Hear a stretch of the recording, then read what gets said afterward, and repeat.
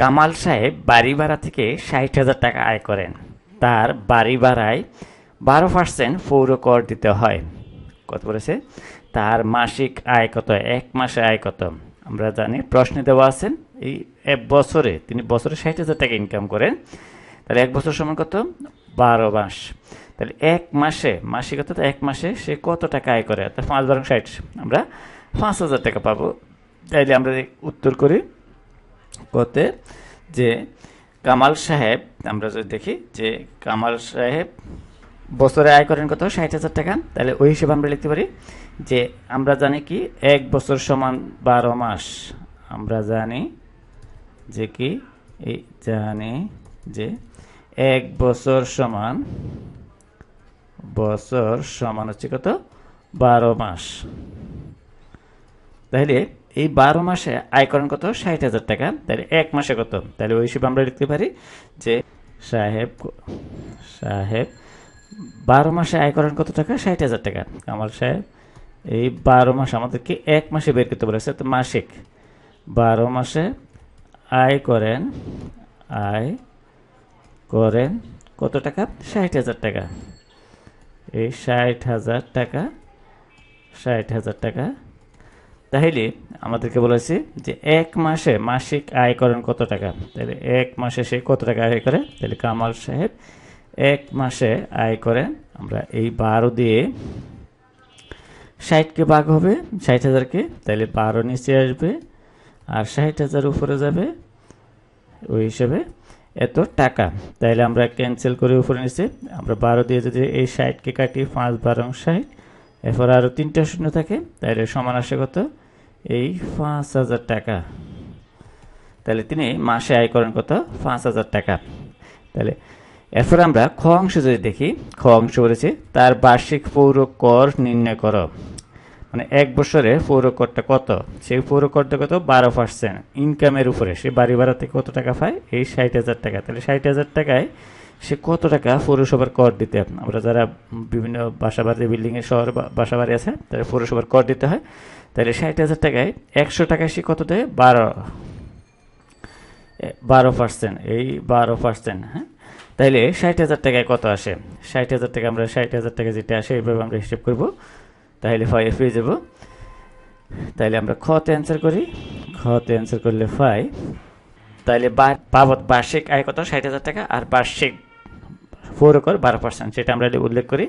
তাহলে তা বাড়ি ভাড়া বাবদ, এই বাড়ি ভাড়া বাবদ বার্ষিক আয়, এক বছরে আয়, এই শুধু বাড়ি ভাড়া থেকে বার্ষিক আয় সমান আসে ৬০,০০০। ৬০ লিখে আমরা ৩টা শূন্য দেবে, এত টাকা। আর এই পৌর কর দিতে হয়, কর কত? বাড়ি ভাড়ায় আমাদের আসে, বাড়ি ভাড়ায়, এই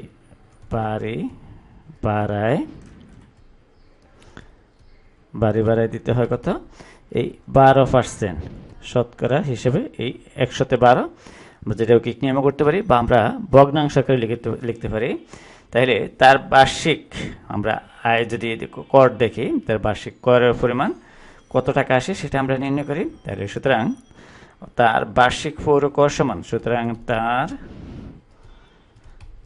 বার্ষিক কর সমান, এই বার্ষিক পৌর কর সমান, এই পৌর কর সমান যে করের পরিমাণটা কত আসে সমান হবে আমাদের এই ৬০,০০০-এর আমরা যদি দেখি এর কত পার্সেন্ট? ১২%।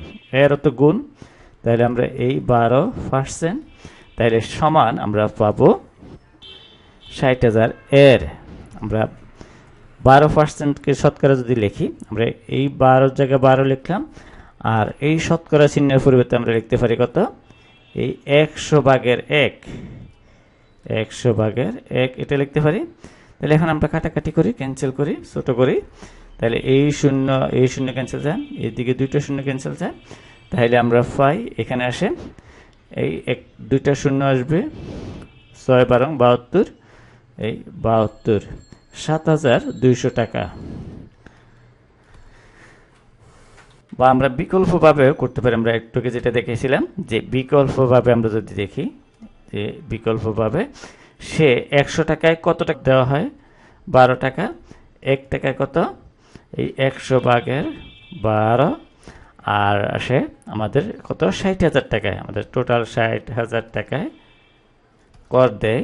আমরা যদি দেখি এটা আসে এই 100 নিচে থাকবে, 12 জায়গা থাকবে, এরপরে 60,000, এই 60,000। তাহলে আমরা এইদিকে দুইটা শূন্য, এদিকে শূন্য, তাহলে আসে কত, 6×72, এরপরে দুইটা শূন্য। তাহলে এইভাবেও আমরা করতে পারি।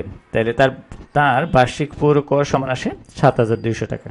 এরপরে গত বলা হয়েছে যে তার বার্ষিক পৌর কর ও মাসিক আয়ের অনুপাত শতকরায় প্রকাশ করো। ওই দুটো অনুপাতকে শতকরায় প্রকাশ করতে। পৌর কর কত, আমরা খ অংশ থেকে পাই 7,200 টাকা, আর মাসিক আয় 5,000 টাকা আমরা পেয়েছি ক অংশে। এই 5×12 বছর শেষ 60,000 টাকা, তাহলে এক মাসে কত, এই 5,000 টাকা। তাইলে বলা হয়েছে পৌর কর ও মাসিক আয়ের অনুপাতকে শতকরায় প্রকাশ করতে। তাহলে আমরা এই মাসিক দুটার অনুপাত লিখি, আমরা গতে অ্যান্সার করি। আমরা ক হতে পাই তার মাসিক আয় সমান, আমাদের এই কামাল সাহেবের মাসিক আয় সমান আসে কত, 5,000 টাকা।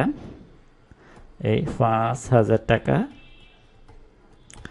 আর তার আমরা যদি দেখি তার কত, পৌর কর সমান, পৌর কর ও মাস, আমরা পৌর কর যদি দেখি যে পৌর কর কত, 7,200 টাকা, 7,200 টাকা।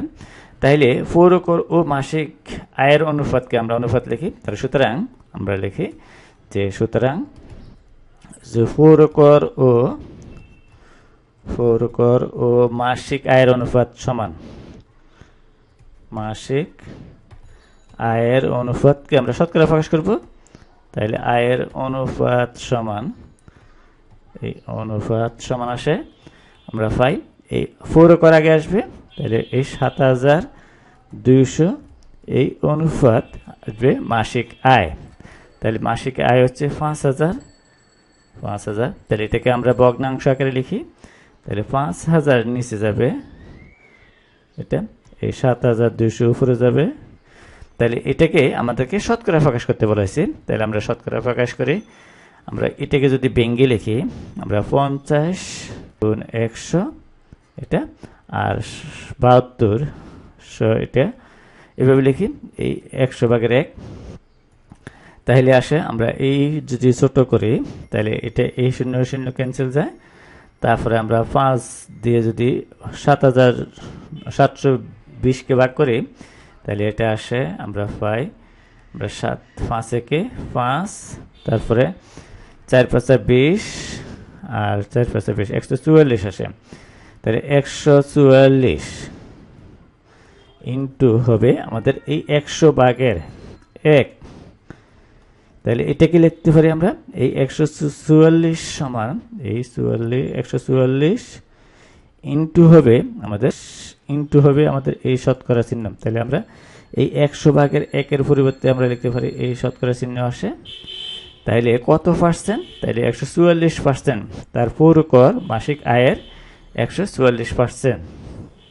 পৌর কর হচ্ছে আমাদের বার্ষিক